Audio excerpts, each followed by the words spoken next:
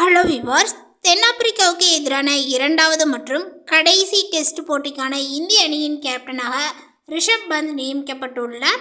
தென்னாப்பிரிக்கா அணிக்கு எதிரான இரண்டாவது டெஸ்ட் நாளை காலை பார்த்தீங்கன்னா 9 மணிக்கு ஹவுகாதியில் உள்ள ஏசிஏ மைதானத்தில் தொடங்குகிறது.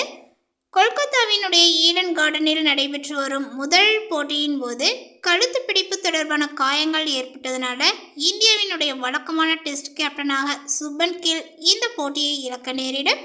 மேலும் ரிஷப் பந்த் பார்த்தீங்கன்னா நாளை போட்டியில் கேப்டனாக செயல்பட இருக்கிறாரு. இந்திய கிரிக்கெட் கட்டுப்பாட்டு வாரியம் இது குறித்த அறிக்கையை பார்த்தீங்கன்னா வெளியிட்டுள்ளது.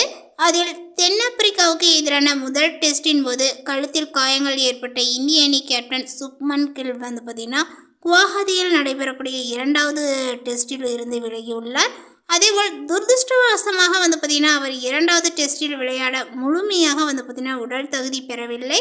மேலும் அவரது காயம் குறித்து மேலும் மதிப்பீடு செய்ய முன்பைக்கு பார்த்தீங்கன்னா செல்வார்.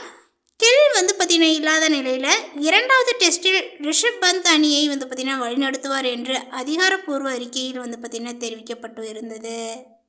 முதல் இந்தியா vs தென்னாப்பிரிக்கா டெஸ்ட் போட்டியில் இருந்து சுப்மன் கில் நீக்கப்பட்டவுடன் போட்டியை நடத்தும் அணியின் தற்காலிக கேப்டனாக பண்ட் பார்த்தீங்கன்னா பொறுப்பேற்றார். பண்ட் வீரர் மூத்த வீரராக உள்ளதுனால அவருக்கு நிறைய அனுபவங்கள் உள்ளது. மேலும் பார்த்தீங்கன்னா இந்தியன் பிரீமியர் லீக்கில் பார்த்தீங்கன்னா டெல்லி கேபிட்டல்ஸ் மற்றும் லக்னோ சூப்பர் ஜெயின்ட்ஸ் இந்த மாதிரி அணிகளை கேப்டனாக வழி நடத்தி இருக்கிறார் அப்படின்னு சொல்லலாம். டெஸ்ட் சாம்பியன்ஷிப்பின் சுழற்சியில் பார்த்தீங்கன்னா டாப் ஆர்டர் பேட்ஸ்மேன் சாய் சுதர்சனும் பேட்டிங் ஆல்ரவுண்டருமான நிதிஷ்குமார் ரெட்டியும் இந்தியாவுக்காக டெஸ்ட் போட்டிகளில் நல்ல ஆட்டத்தை வெளிப்படுத்தி உள்ளார்கள். கொல்கத்தாவில் நடந்த முதல் இந்தியா vs SAA டெஸ்டில் பார்த்தீங்கன்னா இருவரும் விளையாடி உள்ளார்கள். அணியில் பார்த்தீங்கன்னா அக்சருக்கு ஓய்வளிக்கப்படலாம் என்றும் தெரிகிறது.